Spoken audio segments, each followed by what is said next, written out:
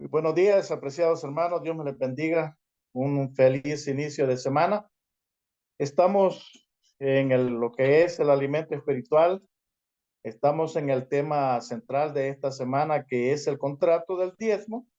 Y para hoy día, lunes 16 de enero, nos toca tocar el tópico, pues, ¿dónde está la tesorería? Es interesante esa pregunta, ¿verdad? Ya que el mandato en la Biblia, pues, así nos manda, ¿verdad? Llevar el diezmo, dice, a la tesorería.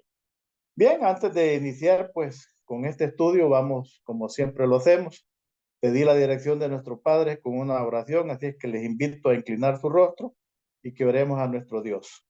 Padre, una vez más, gracias por tus bendiciones, por tu cuidado y gracias por darnos este tiempo para meditar en tu palabra. Bendice el consejo, bendice al meditar en él, que todo sea para su honra y su gloria, para edificación de nuestras vidas y para que nuestra fe sea edificada. Quede con nosotros en este estudio, en nuestro ruego y nuestra súplica, en los méritos de Cristo Jesús. Amén. Muy bien, en esta mañana meditamos nada más en un solo texto, un texto que conocemos de memoria, Malaquías 3:10, el cual dice: trae todos los diezmos al alfolí y haya alimento en mi casa. Y probadme ahora en esto, dice Jehová de los ejércitos, si no abriré las ventanas de los cielos y derramaré, dice, bendiciones hasta que sobre y abunde. Eso es lo que Malaquías 3:10 nos presenta. Y la pregunta es, ¿qué podemos aprender de este versículo? Acerca a dónde dice debería ir nuestro diezmo. Bueno, el texto es claro, dice traer el diezmo al alfolí. El alfolí, pues, es bueno comentar un poco, mis hermanos, que esta palabra viene de la antigüedad, que decimos, pues, que el alfolí se encuentra en el templo de Dios. Cuando a Moisés se le dio, el, ¿cómo diríamos? El,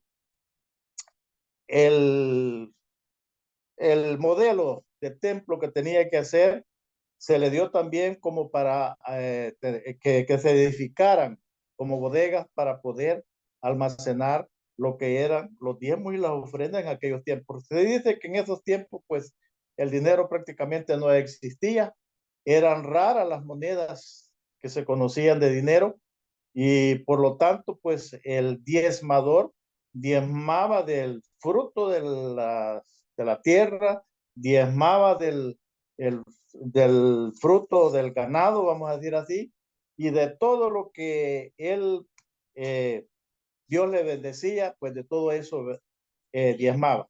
Así es que, eh, apreciados hermanos, en esos tiempos, pues el templo contaba con bodegas, porque si el diezmador sacaba, por poner un ejemplo, 100 sacos vamos a decir así, de trigo, pues el diezmo eran 10 sacos. ¿Y a dónde los iba a meter el sumo sacerdote? Pues tenía que tener un lugar donde guardarlo. Lo mismo sucedía con el vino, lo mismo sucedía con el aceite y lo mismo sucedía también con el ganado, ya fueran vacas, pues llámense ovejas, corderos, todo lo que se ocupaba también incluso para el sacrificio, para la administración del templo. Acuérdense que se hacía el sacrificio diario, eran 2 animales los que se sacrificaban en el día. También por eso se recibía el diezmo de vacas, de todo, de ovejas, de cordero y todo lo demás. Y si eran 100 vacas las que el Señor le había bendecido al ganadero en esos tiempos, pues eran 10 vacas las que se llevaban al templo como diezmo. Ahora también ya cuando se edificó el templo, dice, en forma, se hicieron los depósitos donde poder almacenar todo este diezmo. Así es que también el templo contaba con una área de extensión de terreno donde se mantenía todo este diezmo de ganado, de animales, y que servían, pues como digo, para la administración en el servicio del santuario a Dios. Ahora, mis hermanos, la cosa ha cambiado. Ahora pues ya no se diezma nada de parecido a eso. Ahora es puro dinero y a veces ni lo vemos el dinero.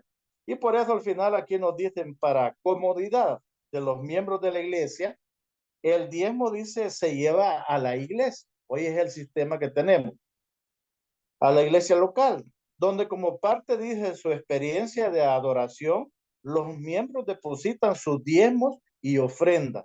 Hoy en sobrecitos pequeños, ¿verdad? Eh, Aunque algunos utilizan, dice, también las donaciones en línea, o está avanzada la tecnología. Algunos en línea dicen, los tesoreros locales luego dicen envían el diezmo a la tesorería de la asociación. Que quede claro, hermano, diezmo. Hay un tesorero en cada iglesia, pero esto lo conocemos bien y bueno, pues ni modo, hay que explicarlo. La lección viene para que lo expliquemos. En la iglesia hay un tesorero que es el encargado. Bueno, hay diáconos que recogen el diezmo. El tesorero lo cuenta, lo divide y lo reparte conforme al dador, conforme a la voluntad del dador. Bueno, al menos ese es el principio, ¿no?